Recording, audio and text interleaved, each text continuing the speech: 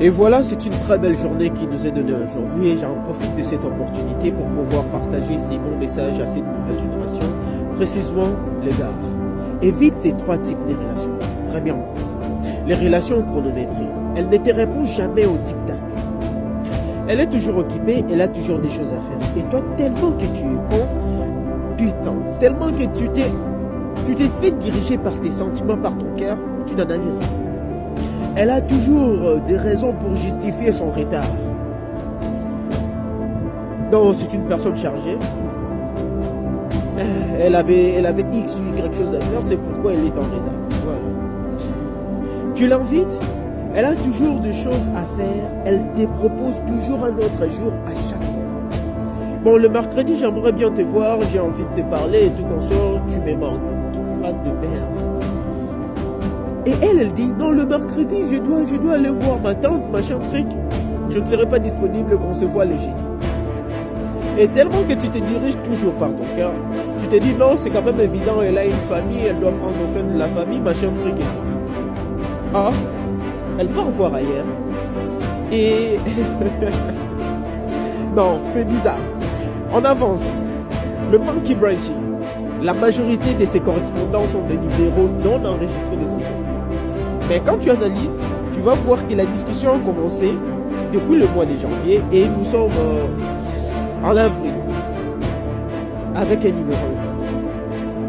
Tu continues avec la même méthode et tu te dis, elle est toujours équipée, c'est une personne, elle a des correspondants, machin truc, tu trouves que c'est évident.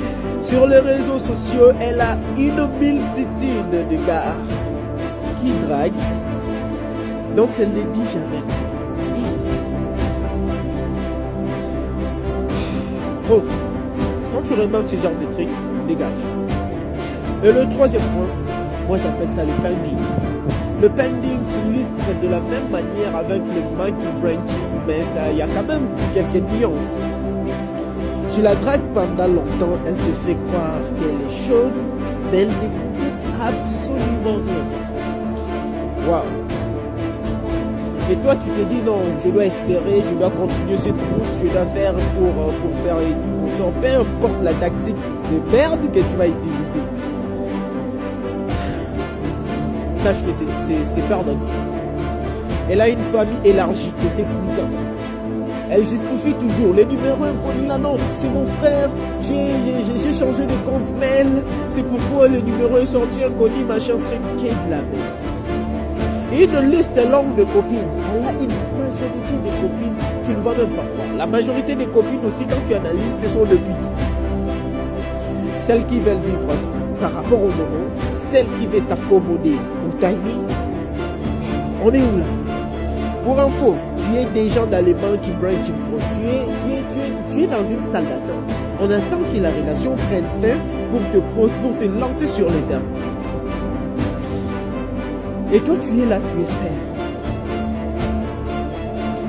C'est pourquoi la majorité de ces meufs s'élancent rapidement après une rupture. Il y a Vanessa qui vient de rompre avec Joël et après j'ai Vanessa est en couple. Waouh, ça a commencé depuis longtemps. Et comme cadeau, cher frère, évitez de draguer une fille pendant plus de 4 ans. Si c'est trop, alors, utilisez ça. C'est important, c'est le B à bas de la vie et d'un mec.